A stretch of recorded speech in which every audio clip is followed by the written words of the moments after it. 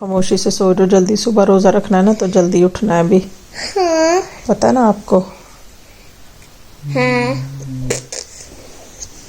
चन्ना आप क्या कर रही है? जल्दी सो जो, आपको पता है ना सुबह रमज़ान का पहला रोज़ा है। चलो सो जो जल्दी। अल्लाह हाफिज़।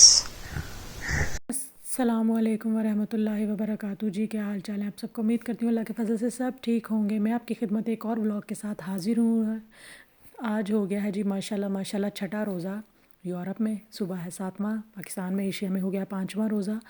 तो अल्लाह ताला सबकी मुश्किलें आसान करे, सबके रहमतों बरकतों वाला महीना सबके लिए आसानियाँ करे। सबसे पहले जी चैनल को सब्सक्राइब कर लें फटाफट जाकर, और बेल आइकन को प्रेस कर दें ताकि मेरी आने वाली सारी वीडियोस फटाफट आप तक पहुंचती रहें। और जी एक प्यारा सा कमेंट लाजमन किया करें मुझे इससे मोटिवेशन मिलती है कि जी मेरी वीडियो आप लोगों तक कुछ अच्छा पैगाम पहुंचा रही है। और ये जी सुबह का मैंने कुछ डिफरेंट डेज़ के शूट हैं। ये मेरे पहले रोज़े का शूट था। सुबह के टाइम उठकर मैं अपना देख रही थी कि कैसा खूबसूरत सेटअप लग रहा है जो मैंने किया हुआ है। तहज्जुद के टाइम उठना जो है ना वो वैसे ही बड़ा रहमतों बरकतों वाला महीना होता है। और रमज़ान में जो है ना वो तहज्जुद की रूटीन बन ही जाती है। रात को मैं अलार्म सेट करके सो गई थी। हमारे यहाँ पे रोज़ा बंद हुआ था पहला जो है वो 5:04 पर या शायद 5:05 पर।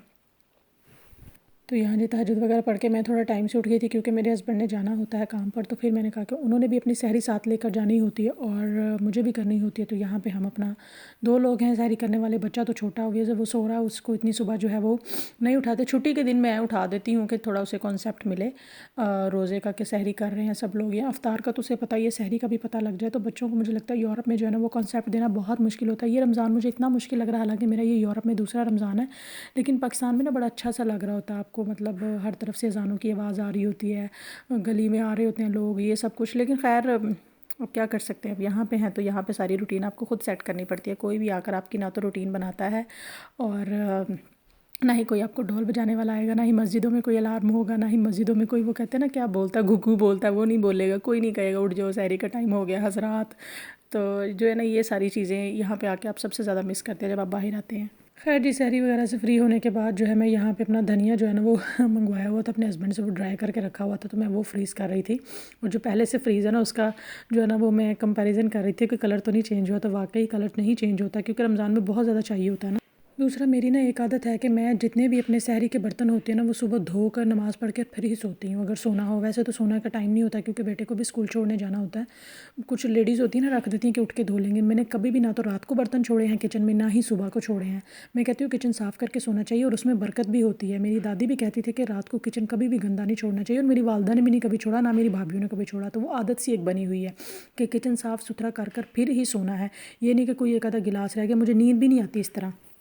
यहाँ पे जी फिर हो गया था अफ्तारी का टाइम। सुबह सहरी की रूटीन तो मैंने आपको बता दी यूरोप में क्या होती है और किस तरह से होती है। मेरी रूटीन किस तरह से होती है यहाँ पे अफ्तारी के लिए मैं पहले जो है ना वो कम से कम किचन में ना 2 घंटे पहले चली जाती हूँ। मुझे ये होता है कि अफ्तारी से ना आप कम से कम आधा घंटा तो लाजमन पहले फ्री होने चाहिए कि आप बैठ के अच्छी तरह दुआएं कर सकें या सुकून से बैठ सकें। ये अफरा तफरी वाला काम ना मुझे अच्छा नहीं लगता।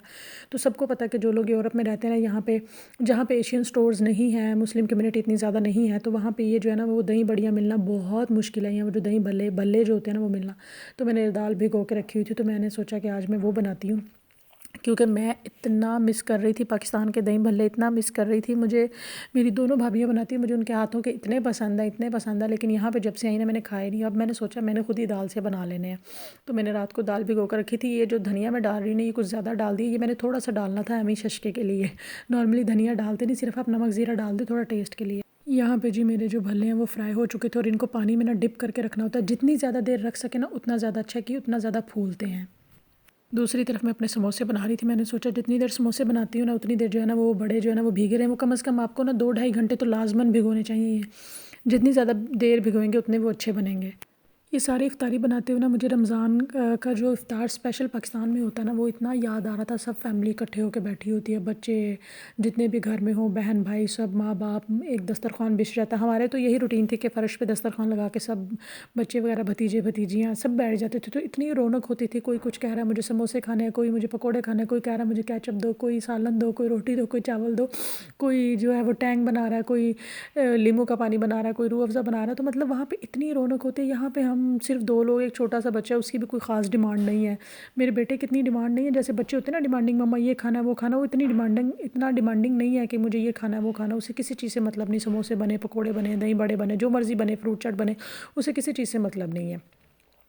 ठीक है तो है, नहीं है तो ना सही। मतलब मुझे ये वो वाली रौनक कितनी मिस करते हैं जो पाकिस्तान में दस्तरखान पे होती है ना, वो यहाँ पे देखने को आपको कभी भी नहीं मिलेगी। यहाँ पे जो मैंने अपना कॉर्नर बनाया हुआ था, रमज़ान कॉर्नर या वर्शिप कॉर्नर या कुछ भी कह लें, मैं इसको थोड़ा सा जो है ना वो चीज़ें उठा रही थी, क्योंकि रमज़ान में ना डाइनिंग टेबल है किचन में, आम रूटीन में खाते हैं, लेकिन मुझे लगता है कि रमज़ान का सहर अफ्तार जो है ना वो जो कहते हैं ना फर्शी दस्तरखान, उस पे खाने का मज़ा ही अलग होता है।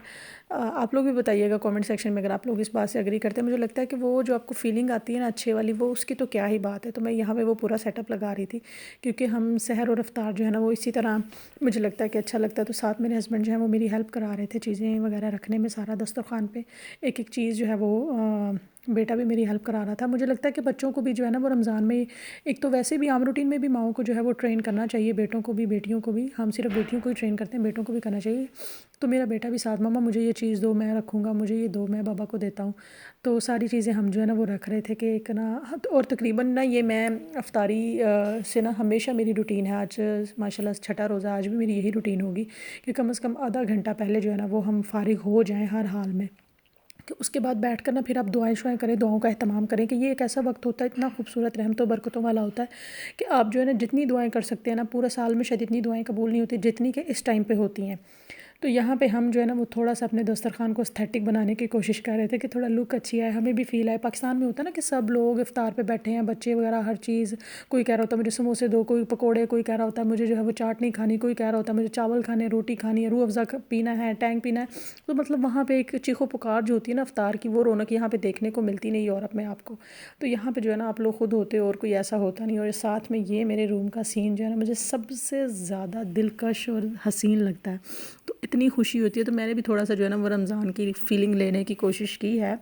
खाली रोज़े से फीलिंग नहीं आती, अपने गिर्द माहौल भी बनाना पड़ता है। बिस्मिल्लाह इब्राहिम अल्हम्दु लिल्लाह रब्बिल आलमीन